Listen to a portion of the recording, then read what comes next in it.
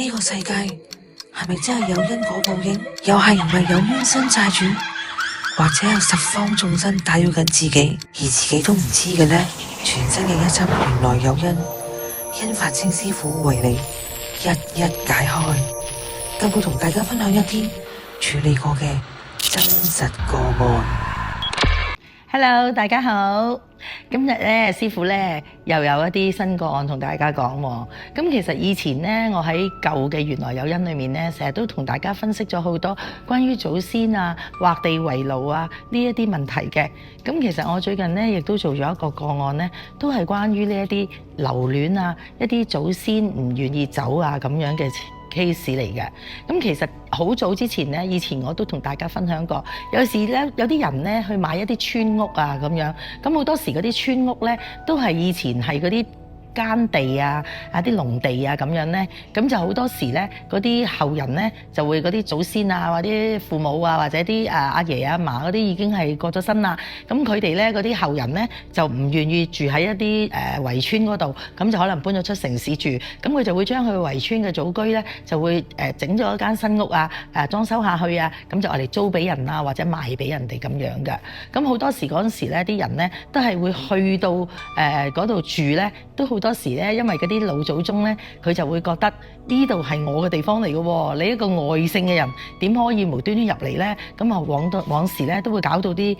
啱啱賣嗰間屋啊，或者租嗰間屋嘅啲人咧就好慘啊，好多問題發生嘅。咁你又唔可以話怪晒嗰啲咁嘅祖先嘅喎，因為佢係覺得呢一個係我嘅地方嚟噶嘛。咁即係等於嗰啲祠堂一樣啦。你外姓嘅人咧係入唔到人哋嗰個本姓嘅祠堂咁解啦。咁所以咧就好多時咧都會因為有呢啲咁嘅劃地為牢咧，而導致到咧就有好多陰人咧係留戀去一笪地方咁樣嘅。咁我今次做呢一個個案呢，就係都係一個留戀，咁但係佢就唔係留戀喺間屋度，咁其實佢係一間工廠嘅老闆嚟嘅，佢哋就兩個老闆呢，就大家呢係拍住一個 partnership 咁樣，係經營一間工廠呢，係嗰啲印刷嘅工廠呢，係已經經營咗好多年㗎啦，兩個嘅感情係非常之好，好似好兄弟咁樣嘅，咁但係呢，就點知呢，有一日呢，就嗰個人咧就係有一啲突發性嘅心臟病，無端端咁啊走咗啦，即係其中一個 partner，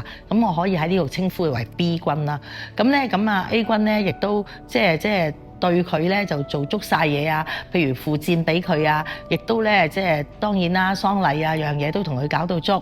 咁佢一路咧都係冇清到佢個位喺度嘅，冇清佢個位，咁啊當係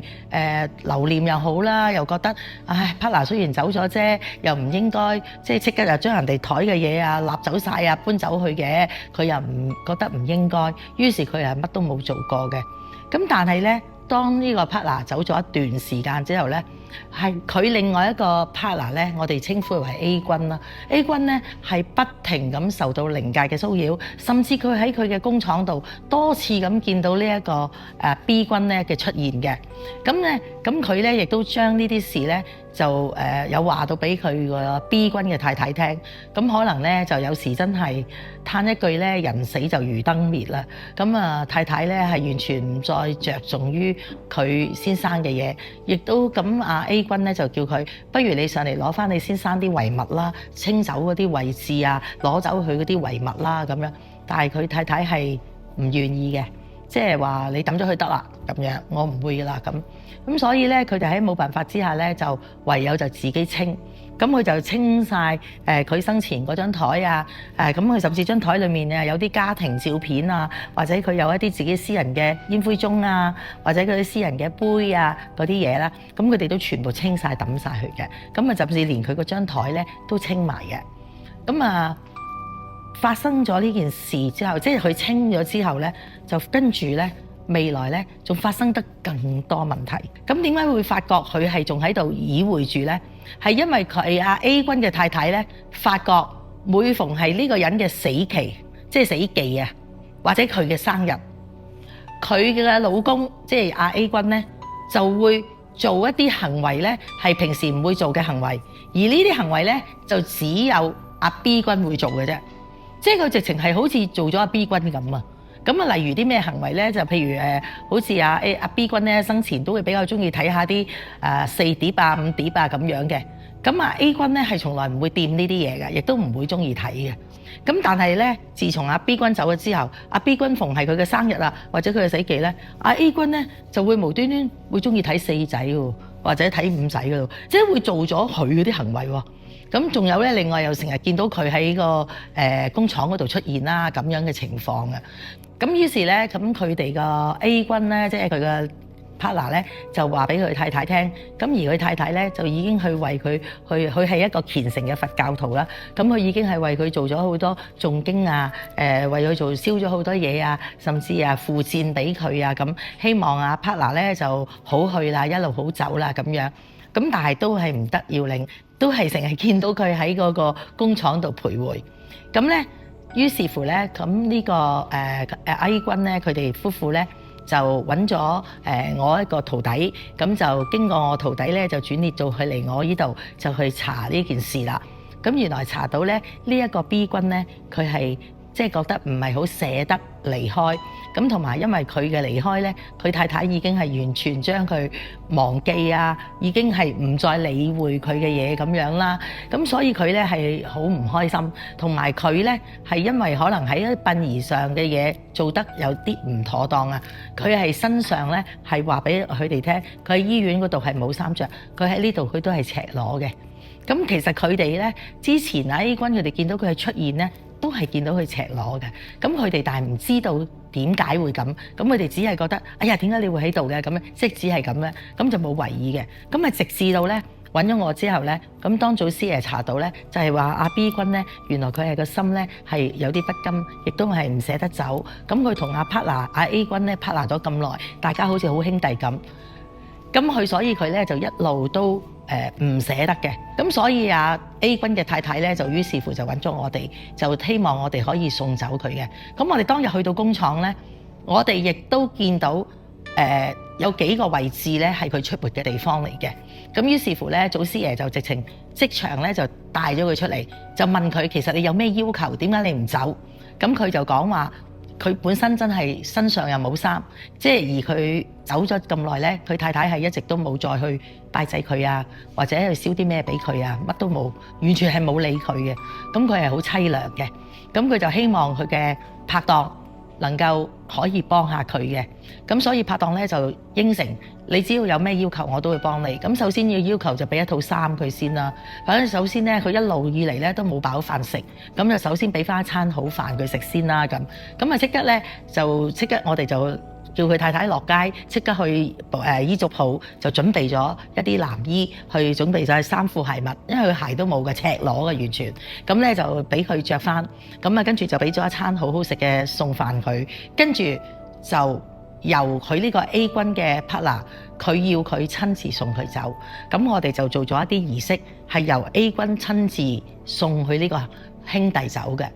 咁真係送走咗之後咧，佢哋嘅工廠咧亦都再冇任何嘅古怪發生，亦都冇再見到佢嘅出現啦。咁呢一個個案裏面咧，就係話俾大家聽咧，其實先人咧有陣時佢都會留戀一笪地方，同埋有一句説話叫做死人咧尋舊路啊。咁我覺得好多時啲先人咧，佢走咗咧，佢係邊度都唔會識去，佢淨係識翻屋企嘅啫，淨係識翻到自己屋企，或者佢生前喺呢度翻工嘅，佢就會淨係翻呢度，佢以為自己仲係屬於喺呢個陽間嗰度咁嘅。所以話有好多人咧死咗都唔知自己死咗咁解，嗰個就叫做中陰身。嗱，所以咧喺呢個個案裏面咧，話俾大家聽咧，就所以有陣時咧有一啲先人咧，佢係會留戀呢一啲地方。咁我哋所以話有陣時我哋買咗一啲屋，或者我哋去租間屋，原來上一手咧佢個爸爸喺度走咗嘅。咁雖然佢喺醫院走嘅啫，咁但係佢哋又安咗個祖先位啊，或者安咗個位喺度嘅。咁但係佢哋走嘅時候咧，哎呀唔要啦，嗰個神台唔要啦，就咁撇低就算啦。我哋去到嗰度新屋咧，我哋自己會買個新嘅啦咁。咁其實佢係冇帶走到佢嘅祖先走喎。咁咧新嘅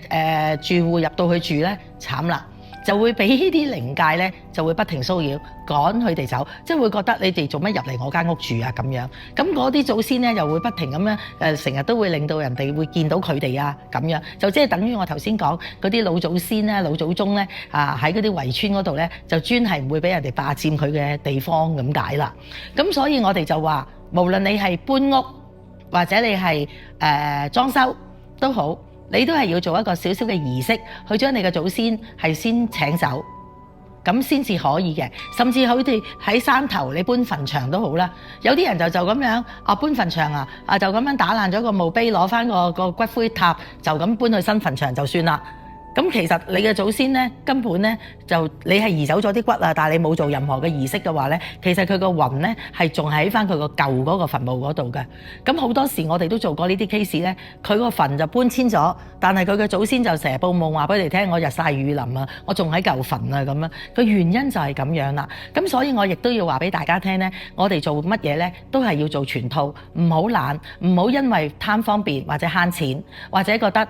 唔使啦，得啦，我搬去第二度做翻個靚墳俾佢咪得咯？唔係咁樣噶，我哋乜嘢都要儀式噶。咁就算你搬屋屋企嘅祖先位我唔要噶啦，呢個神櫃舊咗噶啦，我買過個新噶啦，我就咁搬咗個神主牌得啦，咁唔得嘅，都要做少少形式去請佢去新屋咁先得噶。如果唔係佢留翻喺舊屋嗰度，咁就好麻煩噶啦。咁所以咧喺呢個個案裏面，我亦都會話俾大家聽，我哋乜嘢，尤其是先人呢啲咧，我哋一定要做一啲儀式去帶走佢至得嘅。咁點解我哋要做足呢？因為陰人咧，佢一離開咗呢個陽間咧，好多嘢佢係已經係不受，即係已經係受咗一個限制嘅。佢已經係一個陰人，佢係唔可以喺陽間度再停留咁樣嘅。如果我哋啲後人咧，好多嘢如果做唔足嘅話咧，佢就會咁啦。咁即係等於一啲好似自殺啊、枉死嗰啲魂，佢更加會循環咁樣喺翻嗰笪地方，因為佢根本咧就係離唔開嗰笪地方，